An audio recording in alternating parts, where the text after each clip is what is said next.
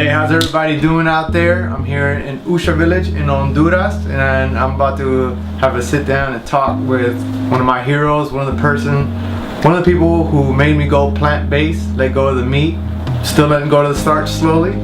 But without further ado, I just want to introduce somebody that's very important to me and to a lot of people out there who has given, with his knowledge, has given them a second chance to do so much.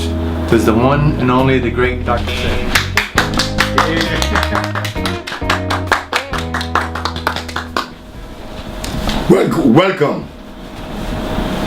Welcome to the principle and the perspective of Bolingo.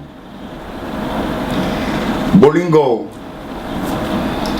in the language of the Congo, Linasa, means love. So naturally, the essence of this program today is about love. I hope that I will be to you, my audience, as useful as the young man that introduced me did for me. I have to live up to that expectation because you guys have put me in the position and the category of a hero. But guess what? We all are heroes. Every one of us come with a certain mandate to be carried out. Some express it itself in other areas of science. Mine was the earth. It was the earth. Meaning healing. So in addressing healing, one has to be extremely careful. Why? Because in the healing package, we have the allopathic at the top. We have the homeopathic second. We have Rolfing. We have the Ayurvedic. We have the yin yang. We have the macrobiotic. And we have the general herbalist. But it becomes confusing because in the package there is also chiropractic. Now, how are we going to make sense in selecting from either one of these what we really need? What is going to help us to understand that the individual that comes to us with a giving, that he's on target? How do we know that? How do we know he's telling the truth? We don't know. We just simply doesn't know. So today, our approach, hopefully, would clear up some of the myths that exist. And here it began. It began first, understanding that we are a product of God, a product of nature, a product of an organic world. We are a product of life. Being that we are a product of life, common sense tells us that if I am a product of life, I am life expression. And to correct anything in me, it is necessary for it to come from life itself. Now, how do we break that down? Life. In life, we have many things. We have the ocean, we have the clouds, we have the rivers, we have the natural plants. We have natural plants. Geologically speaking, they are considered native plants Native plants, meaning that they came with nature. So did we. So, if there is a problem in addressing a condition in my body, then it may be that I am traveling east, but my ship is going west, opposite to where I should be traveling. So to understand life, disease, and the body, that they all are one, we have to just turn our eyes and begin to look at simple things, such as why the clouds, why the oceans, why the water, why the herbs. The herbs are an intricate part of this whole cosmic arrangement, the herbs. Why the herbs? When I talk about herbs, I want to make it clear. I am talking about plants that are natural. I'm not talking about aloe vera. I'm not talking about echinacea. I'm not talking about noni. I'm not talking about ginseng. I am talking about natural plants that are electrical. And they sound like this. Kokulmeka. In Jamaica they call it the iron root. I'm talking about burdock. They call it Artium lapa or Bardana. I'm talking about plants like the one that was used in Russia, shepherd purse. I'm talking about yellow dock. I'm talking about prodigiosa. There's a difference. What is the difference? We're going to select one from each environment. By environment I mean this. I don't want to say category. Environment. Meaning that the natural plant came with nature, from God. The other plant was made in a laboratory through the process of hybridization or cross-pollination. The plant that came with nature has a carbon-based structure. The plant that came from the laboratory, not so. How could a laboratory put together or construct life? They cannot construct life. Life constructs life. So when you put these plants in your mouth that are natural, such as aloe vera and noni, we are doing so on the recommendation of people who were blind. But the one-eyed man brought these things into existence. But as we all know, the one-eyed man is king, where everybody is blind. And the one-eyed man has been leading us for exactly 500 years. The one-eyed man brought starches, glucose, uric acid, carbonic acid, cyanides, arsenides, mercury, and antimony. These are the product of the one-eyed man. But the blind man doesn't know that these things doesn't work because he's blind. He doesn't know. Blind doesn't mean that you cannot see the sky. It could mean, blindness means that you are unable to process or device or just to decipher something that you are presented with. Okay, that's okay, I was there, and I'm there still in many ways, because you already know that I don't know everything. But at least I'm opening one eye and I'm beginning to see. As I begin to open the other eye, I notice that the man that's been leading me all this time only had one eye open. See, now, that is where the breakdown begins.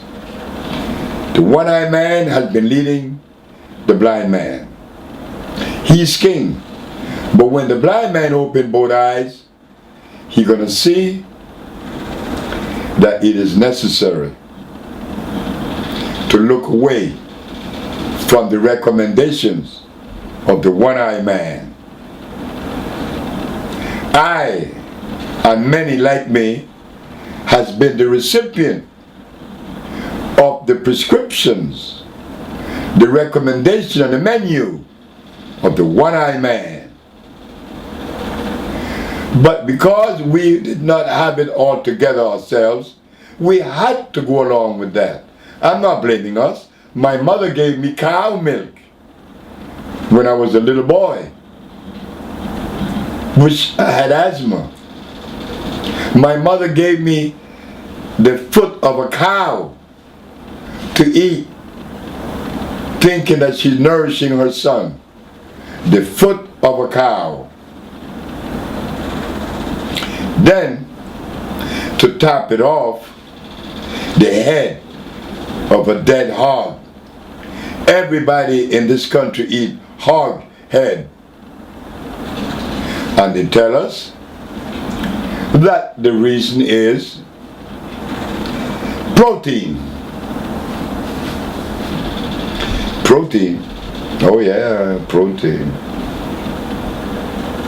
From the head of a dead animal? Well, my brothers thought so. My brother believed the recommendation of the one-eyed man. So when I came from New York to visit my preacher brother, he had this dead animal head on the table. And I asked him, Pastor Gale, what are you going to do with the head of this dead animal?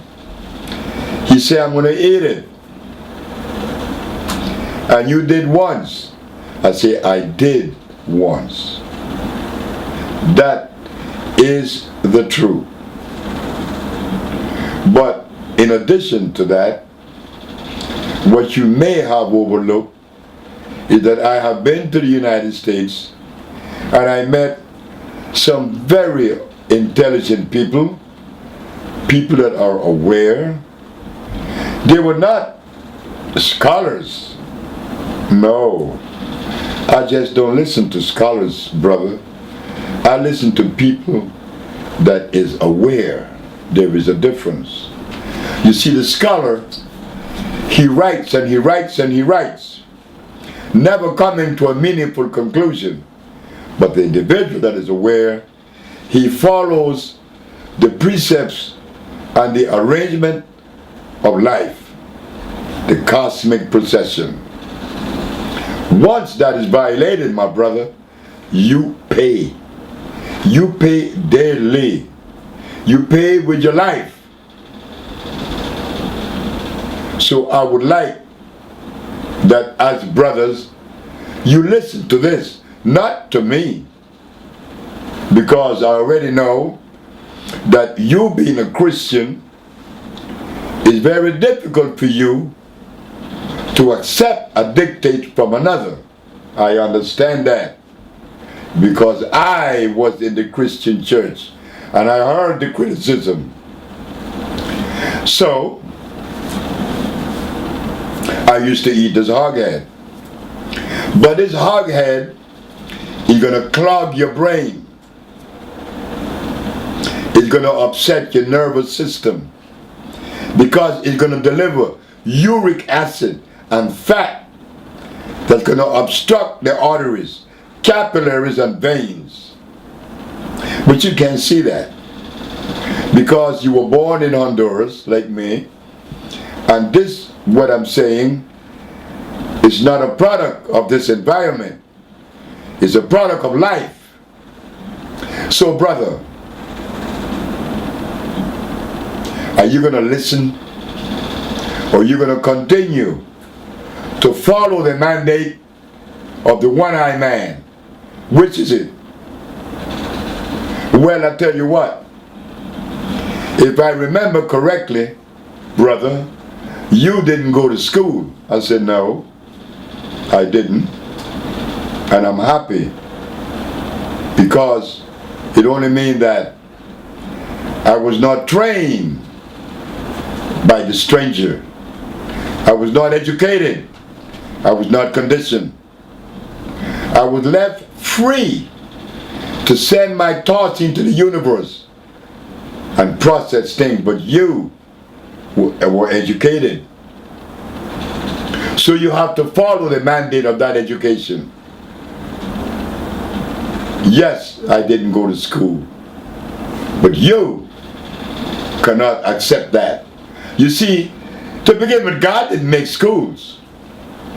The Maya, the Toltecs, the Olmecs, the Inca, and the black man on the continent of Africa, did they have schools? The answer is no. But they had a very beautiful thriving society, and they made pyramids without the school. So my brother, listen to me.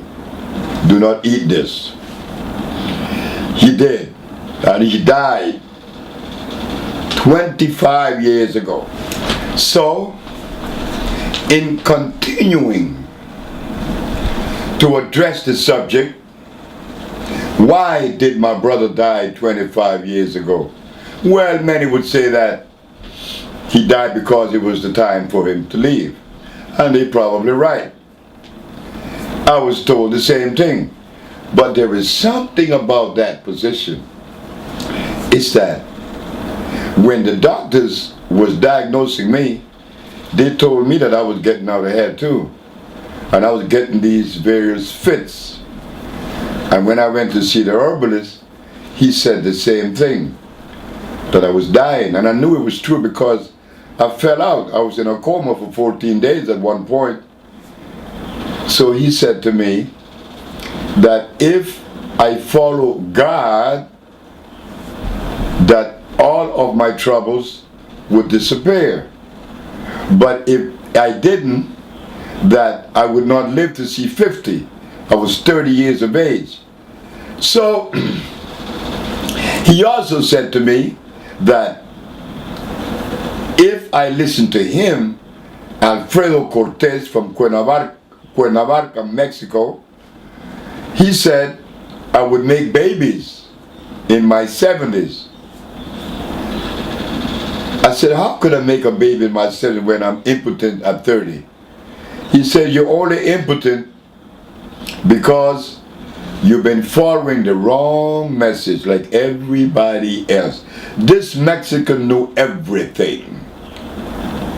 I have traveled to the various parts of the world where you're supposed to receive spiritual guidance, healing, understanding. None of that came from anywhere on the magnitude of Mexico. Yet Mexico is not a country, or it isn't a country, that is recognized for having jewels to offer. You got to go to Tibet. You got to go to India. You got to go to Nepal, Kathmandu. But guess what?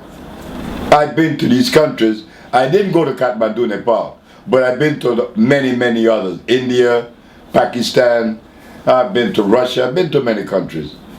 But when I got to Mexico, with my disease, not only was I cured, but I was shown in Mexico the life that existed, that no one else showed and is showing now, the connection of the cosmic procession. One has to be part of that sequence, that life procession. I was cured in 92 days, and that's been 51 years. So ladies and gentlemen, yes, I learned a little. This Mexican that I would never forget for the rest of my life, and when I die he would be in my eyes, because he knew what to do. And he didn't go to school. Alfredo was 94 years of age, and he had 2 wives, and he had never been to school. You see, there are certain things that need to be done on this planet that doesn't require school. I'm not saying that school isn't necessary for certain things, but for healing, you have to go beyond school, because the school comes with a philosophy. Out of the school came cyanide, arsenide, mercury, and antimony. These are protoplasmic poisons. These are the prescription, not the prescription so much as the compounds and the substance that they use to address the human body. That is a philosophy from the school. But the product from the non-school, now we're going to go into the organic world. Instead of cyanide, arsenides, mercury, and antimony, we have on the right, which is God, which is nature. We have phosphates, carbonates, iodides, and bromides. These are considered food and vitalizers. You see, there's a difference. There is a big difference. So when I showed my brother before he died, I said, I would like for you, please, explain this to me. Why is it that there seem to be a reluctance to obey the words of God in the Holy Bible? In the book of Genesis 1:29, in the book of Ezekiel 47:12, in the book of Revelation 22:1, the herbs are for the healing of the nations. You mean to tell me that the Bible says that the herbs are for the healing of the nation? And you, my brother, who've been preaching for 25 years, you just overlook that? I know I'm stupid. I know I'm ignorant. According to you, academicians, I am ignorant, and I accept. But what do you call this? That the God that you worship, the God that you pray to every day, you have the strength to turn your back on what is said that you should carry out, which are the words of God. The herbs are for the healing of the nation, and you go to a doctor to get a chemical. Well, explain that, my brother. Well, the only answer that he could give me, he sent me straight to hell. But I'm alive. I'm alive 25 years later, and I was his eldest brother. I wish that he was alive, because you know how we brothers are. We loved each other. We came from the same mother that showed us love. So what was the problem? He didn't know. He, like all the preachers in the world, has no idea that the reason why they could willfully turn their back on God is like a dope addict. They've been eating cyanide for 500 years, which is worse than cocaine. If you go to the country of Nigeria and you showed my brother preachers in Nigeria to stop eating gari, you may lose your life. But gari is not a product of God. Gari is what you call the manioc root. The manioc root has arsenic and it has glucose. So why they continue to eat it? And it is garbage. They cannot help it. They've been conditioned. They cannot leave that. It is impossible for many, not for all. Because right now, in the United States, in Africa, and the Caribbean, we are galvanizing the organic family. Yes. Who are they? They are people like you and me that understands we have to leave the starch. So if you go to New Orleans after leaving Nigeria, there you're going to find something a little bit different, but just as devastating and lethal. They eat mud bugs. They call them crawfish. They eat rice and beans. They eat crabs. All these things represent death. But if you think that you could help someone in New Orleans, you're making a strange mistake. Because the food of New Orleans is so addictive that you're not going to want to leave it. And the thing with it is that make it so seductive are the spices. I know, because I still love it. But I have to yank myself away from the food of New Orleans. And from New Orleans, I love New Orleans. There is the country or city in the world that has touched my inner emotion like New Orleans, Louisiana.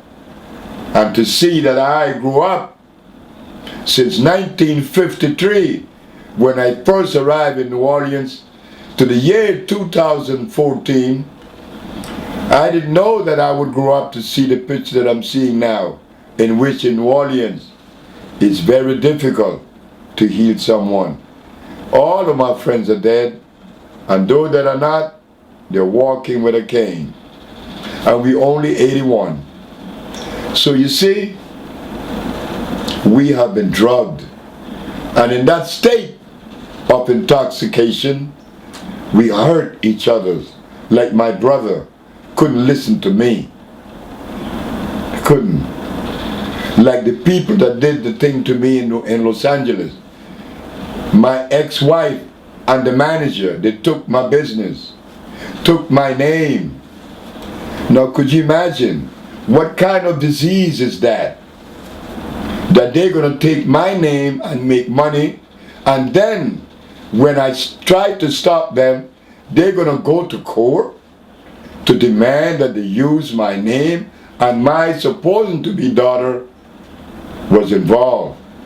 But my daughter had no idea what the judge did to her.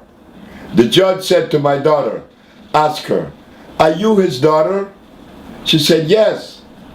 Are you certain that this man is your father? She said, yes. She still didn't get it. The judge was showing her, how could you be his daughter and taking the position that you're taking against him? She had to. She had to do it because my daughter is a recipient of glucose and cyanide, not to mention the uric acid. I wasn't surprised. I was not the bit surprised when my ex-wife, which was not but posed as, did what she did. We have to understand now where we are as black people, as Mexicans, as Hispanic, as white, as everybody. We have to take another look.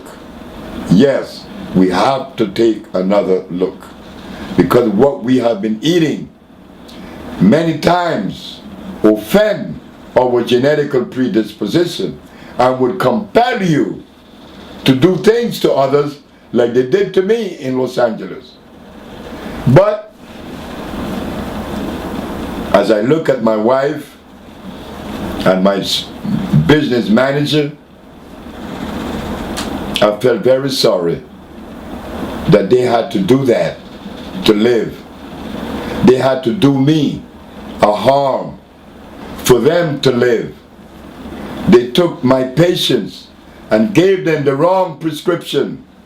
Many of the patients that came to me were so sick after being treated for 2 years. I was in the office, standing in my office one morning talking to a group of people, and a man walked in. And when I look at the man, I said, "Sir, you're very extremely anemic." He said, "I shouldn't be." I said, "Why?" "Because I've been taking your compounds for 2 years." I said, "What? I don't have any patient for 2 years." I said, "Could you do me a favor? Could you bring to me the prescription that they were giving you?" He said, "Yes." When the man brought the prescription that was supposed to be addressing his disease, his prescription had nothing to do with his disease. Now, with the new approach, we have the new compounds. Last week, a woman sent, and you could get this on email, you could download this. A little boy in England had cancer of the face. They call it eczema with inflammation. Is cured. The man that had herpes, he made a statement that he was cured. The man that had AIDS was cured. I am now satisfied for the first time in 20 years that I have full control of the operation and the compounding of the product, because the people that was there, they thought that they knew, because they was doing things that I had no idea. And I'm happy that they did it, because if they had not, I would not have met Yesenia, Brenda, Jessica, Jenny, and Jenny again, and Mario. We would not be together. And why I mention these names? Because these names, and I can't forget Jordanos. She's the African. We have a family now that I trust implicitly. So yes, we're talking about disease and the manifestation of disease. What you're capable of doing, not only of offending someone like me, you would offend yourself by blowing your brains out. So ladies and gentlemen, this is one of the many chapters that you will be listening to and reading to, that would help you to travel in this world in a way that would be less stressful. Why? We don't have to lie. We don't have to steal. We don't have to embezzle like was done to me. You don't have to do that. I'm 81. There isn't anyone on the planet that would point their finger at me and say, he did this. No. I think I would bury myself alive. But it was done to me. But as you know, only winners win.